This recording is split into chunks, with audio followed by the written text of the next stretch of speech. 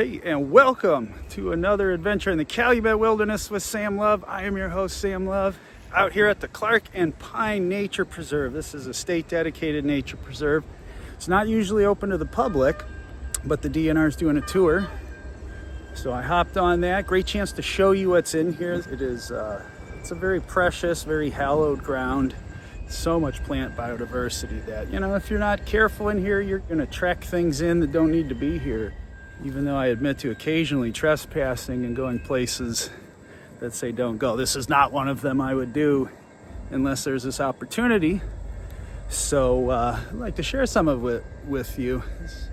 Look at that. Gary, Indiana, everybody. Beautiful. So yeah, if you want to sniff scleria, there you go. Yeah, these white flowers all over the place. But it's kind of unique because most goldenrods have yellow flowers. This one has white flowers. There are two of these dune and swale preserves on the far northwest corner of Gary.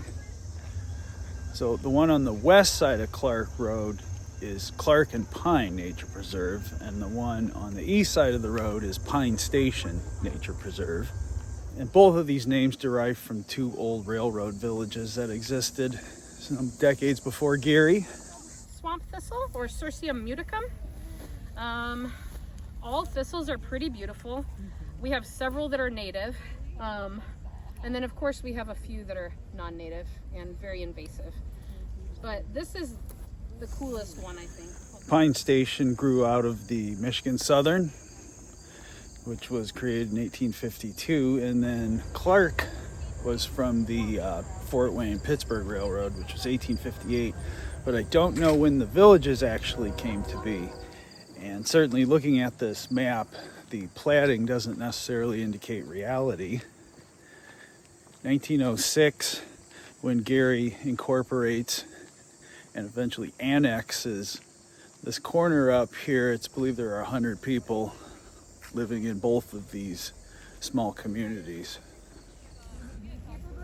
Very, very sensitive to fire. We could actually top kill a mature tree with fire. So what we do is, in order to... It looks like Clark was centered around the Grand Calumet River and where Clark Road and Airport Road meet up today. And Pine would have been located kind of around the north end of this parking lot here.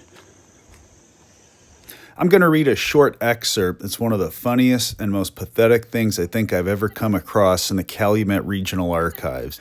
This was from a young employee of the Wabash Railroad who was stationed at Clark Junction in 1893.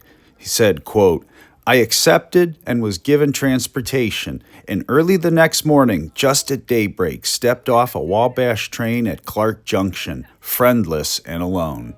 There was a small shanty nearby, resembling a tool house, which was apparently the telegraph offices and presented the only signs of habitation. There was nothing to greet the eye but sand, a few native bushes, and more sand. Was this the goal for which I had sought?" He continued on, "My heart went out in sympathy to the Russian exiles in Siberia. I believe I knew something of their heartaches, disappointments, and utter loneliness. My thoughts went back to my Canadian home, where in fancy I could see the trees taking in new foliage, the fields green with growing meadows, and the air filled with the songbirds' cheerful notes, all in such sharp contrast with my desolate surroundings. If this was the best the Wabash had to offer, I would have none of it.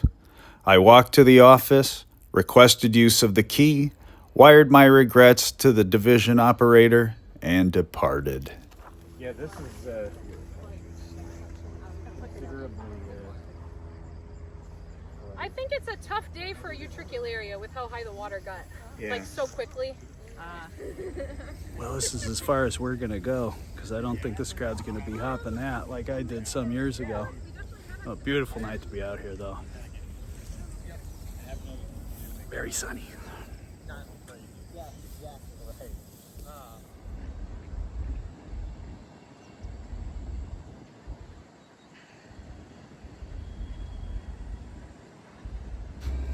That's a great time to be out here right now, this time of year. You got some of the summer flowers here, some of the early fall flowers are starting.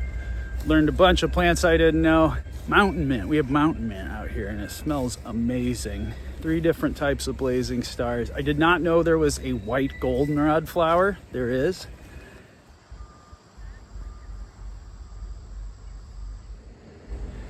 This is a fascinating terrain and landscape out here. This very subtle dune and swale. And when you drive up Clark Road, I mean, first of all, it looks beaten to hell. It's dumping, though not as much as there used to be, fortunately. The road isn't as cratered as it's sometimes been. But when you get here, you think, oh, it's flat and there's some water in the middle of it. But when you get out here, the subtle differences in elevation. Yeah, the tallest dune might be 15 feet or something like that. And then it just goes down a couple of feet here and there.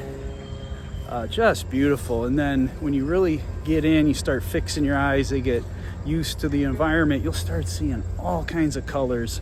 I really am amazed too at our hosts here, just seeing these tiny little baby plants, being able to spot those. But these folks know these properties so well, and so much work has been put in the past decades to preserve them. Yeah, the other thing too is you get on Clark Road here and you look at the edges, I mean, Phragmites and muck and all this other not very desirable stuff. But when you get in there, so don't come out here unless you're on a guided tour.